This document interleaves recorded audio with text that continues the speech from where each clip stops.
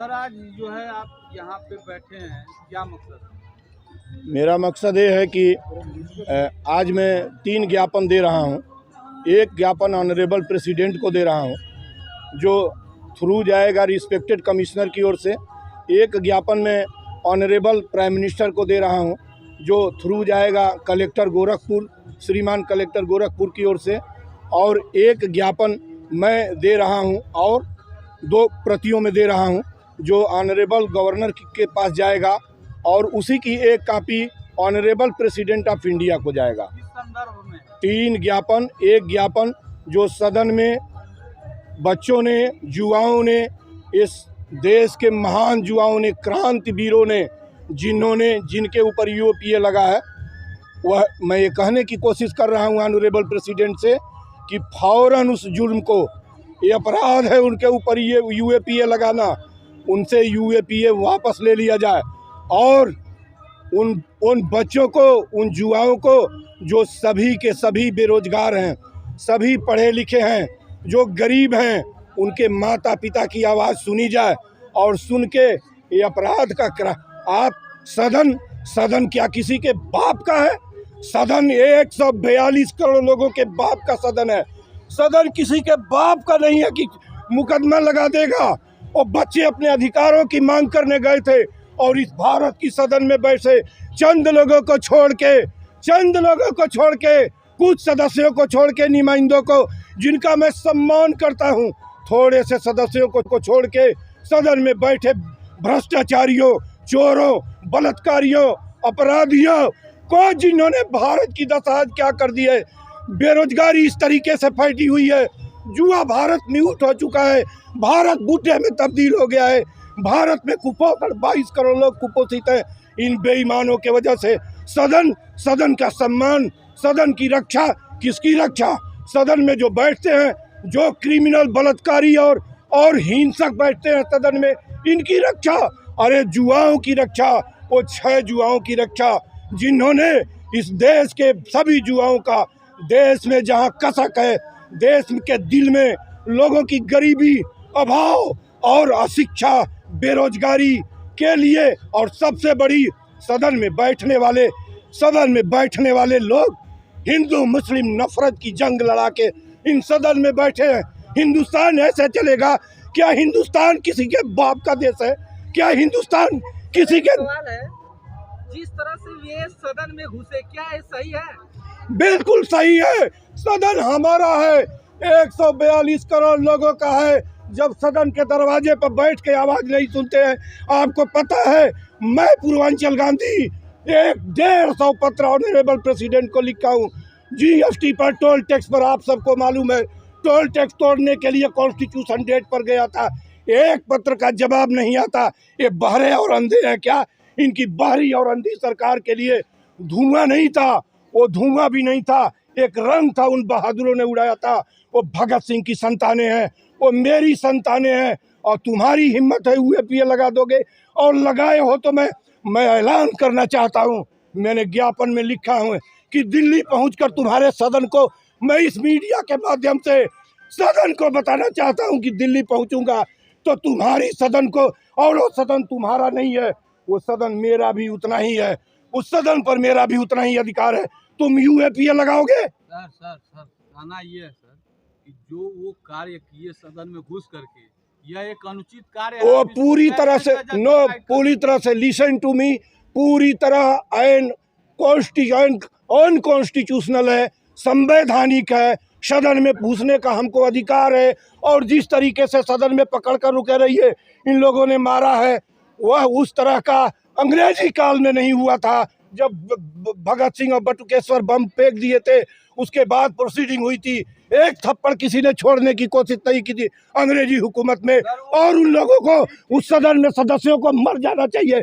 छोड़ा, हाथ क्यों छोड़ा? ठीक सर, वो अधिकार के तहत ही सदन में गए थे, लेकिन हनुमान बनने की क्या जरूरत थी? कोई हनुमान नहीं। आप हनुमान बन के, आप राम के नाम पर पूरे हिंदुस्तान को, पूरे आवाम को बांट दिए हैं।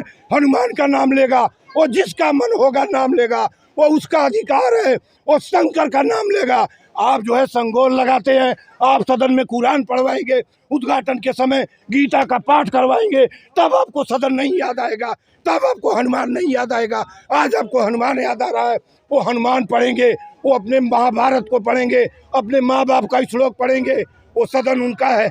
आपने जुआओं के पेट का हिस्सा खींच लिया है। इस हिंदुस्तान में रह क्या गया है यार? कोई हमको बताए क्या रह गया है? इन बेईमानों की फौज रह गई है, इनका ग्लैमर और शान और शौकत का जीवन रह गया है। क्या हम इसी को चलने देंगे? क्या यही हिंदुस्तान है? कोई सिक्योरिटी नहीं। किसकी सिक्योरिटी? किसकी सिक्योरिटी? 80 करोड़ नहीं, आप सुनिए मुझे, 80 करोड़ आई हैं तो खूब ठीक से सुनिए। 80 करोड़ लोग जो है इस देश में 5 किलो अनाज के ऊपर अपना जीवन गिनगिना रहे हैं। उनके पास 1 रुपए नहीं है, उनके बच्चे कुछ पा नहीं रहे हैं। 20 करोड़ लोगों के घर के कढ़ाई में पानी में तरकारी बन रही है, नमक, उनके घर के बच्चे रोटी नमक और पानी से खा रहे हैं। किसकी सिक्योरिटी जी?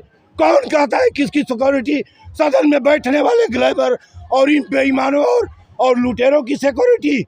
इनकी सिक्योरिटी सदन से भाग क्यों नहीं जाते और कहते हैं कि ये आतंकी हमला है। अरे बेईमान, तुमको शर्म नहीं आती कि दुनिया क्या कहेगा कि तुम ऐसे जुआओं को, इस भारत को कहाँ पहुँचा दिए कि आज ये जुआ जो है सभी 30 साल से कम के जुआ हैं। जरा उस ललित झा के पिता का इंटरव्यू पढ़िए, किस तरह का इंटरव्यू रोते हुए उन्होंने दिया है। और उस सागर के माँ का इंटरव्यू पढ़िए, एकलौता बेटा है, पढ़ा लिखा जो भी कम बेस हो, रिक्शा चलाता है, अपना परिवार पालता है। फोड़ेगा नहीं, हम चलेंगे फोड़ेंगे। बोलिए, मैं चलूँगा फोड़ूंगा। जदीद क्यों नहीं रोजगार दे देता है? रोजगार क्यों नहीं दे देता इस देश के युवाओं को? क्यों गरीब बनाया इस हुकूमत ने? और इसे यही हुकूमत नहीं, एक 75-76 साल से इस देश के अंदर तुमने जो है बेरोजगार बनाते कहने का मतलब है कि सर युवाओं का शोषण किया जा रहा है। जी, जुआओं का मांग बता। मेरी मांग ये है कि फौरन जुआओं को आज़ाद करके उनको उनकी योग्यता के अनुसार 6 जुआओं को नौकरी दीजिए, उसी दिल्ली के अंदर 6 बिना विलम्ब किए। एक बात, दूसरे अयोध्या में 22 लाख दिया की जगह 1 दिया जलाइए। मैं आना चाहता हूँ 1 इंडिया 1 इलेक्शन, और मैं कहता हूँ, मैं स्वागत करता हूँ ऑनरेबल प्रेसिडेंट के इस बात का। 1 इंडिया, 1 अयोध्या, 1 राम, 1 राष्ट्र। रुक जाइए अभी। गिनीज बुक बोर्ड आप फाड़ के फेंक दूं अपना कपड़ा, बेरोजगारी दिखा दूं आपको। गिनीज बुक ऑफ वर्ल्ड से आप कैमरा लेके आई हैं। आपको कैमरा कॉन्स्टिट्यूशन दिया है, आपको कैमरा आपका पेट का हिस्सा दिया है, और गिनीज बुक से हमारा पेट भरेगा। और ये दीपक में तेल किसका जल रहा है? गरीब को पेट की अतड़ी जलाई जा रही है। मैं कहना चाह रहा हूँ, जरा सुन लीजिए कि जब आप वहाँ पर ये बात कर रहे हैं, मैं कह रहा हूँ राम एक है, अयोध्या एक है, सब एक है, आत्मा एक है, ईश्वर एक है। 22 लाख दिए क्यों जला रहे हो? बेईमान कहीं के। कौन बेईमान जला रहा है? 22 लाख दिया, और 22 लाख दिया तुम जला के क्या करना चाह रहे हो? हिंदू मुसलमान को स्पष्ट तौर पर कहना चाहते हो, हिंदुओं को खुश करना चाहते हो, 80 करोड़ हिंदुओं को खुश करना चाहते हो। और मैं दिल से उन हिंदुओं को, मैं भी हिंदू हूँ, मैं कहने की कोशिश करता हूँ कि अरे हिंदू सब भाई भाई हो। इन जल्लादों के चक्कर में, इनकी हुकूमत को, इन जल्लादों के हुकूमत को, यद्यपि सभी वही है, इनके हुकूमत को फेंक दो। अयोध्या में 1 दिया जले। आशीष जी, अयोध्या में 1 दिया जलना चाहिए। जब सब एक है तो यार 22 दिए क्यों? और 22 लाख दियो में हम कह रहे हैं कि 1 लाख न जरे, 50,000 लीटर तेल जरे, वो कहाँ से आएगा?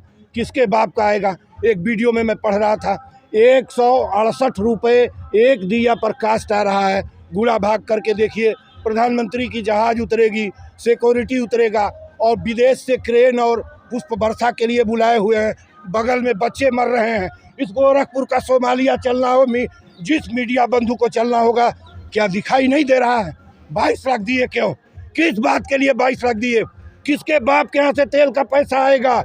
किसान की कमाई का तेल उपजाया हुआ जाएगा, किसी गरीब के हिस्से का जाएगा। मैं यह जुर्म देख नहीं सकता, इस जुर्म को। और तीसरी मेरी मांग है कि नारी अब जो है नारी स्रष्टा है, नारी माँ है, और किसी भी जेल में नारी को रखना इस पूरी मनुष्यता का अपमान है। मैं ये ऑनरेबल प्रेसिडेंट से और ऑनरेबल गवर्नर महोदया से, जो दोनों संजोग से माँ हैं, मातृसत्ता हैं, उनसे कह रहा हूँ कि कम से कम 21वीं सदी के तीसरी दहाई के चौथे वर्ष के करीब आप इस महिलाओं को जेल से मुक्त कर दीजिए और महिलाओं के जेल की सज़ा समाप्त कर दीजिए। और दूसरी बात कि महिलाओं को फांसी की सज़ा बिल्कुल न दी जाए। अभी देश में कभी भी महिला को फांसी ब्रिटिश हुकूमत में भी नहीं दी गई और अतीत में भी नहीं दी गई, लेकिन शबनम को फांसी दी जा चुकी है, सज़ा सुनाई जा चुकी है। फांसी की नहीं सज़ा, फांसी की सज़ा एग्जीक्यूट नहीं हुई है। और मित्रों, आपको बता दूं कि इस प्रदेश की महामहिम ममता की कितनी धनी है कि उन्होंने जब एक शबनम की फांसी के ऊपर टर्मिनेटेड उनकी केस के ऊपर जब उनके पास प्ली आया इलाहाबाद के किसी वकील का, तो उन्होंने शबनम की फांसी रोक दी है और अब शबनम की फांसी रुकी है। और मैं आगे कहता हूं कि दोनों देवियों से कहता हूं, दोनों माताओं से कहता हूं हिंदुस्तान की, कि इस भारत के काबिसाब किसी भी महिला को किसी जेल के अंदर न डालो। वो माँ है, उसका बच्चा है। गर्भवती महिलाएं जेल में हमको पता चला है कि हैं। 2 साल का बच्चा लेके जेल के अंदर कैसे आप सभ्यता की हुंकार बढ़ते हैं, सभ्यता की ऊंचले पायदान पर बैठने का दावा करते हैं, और माँ जेल में बंद होगी।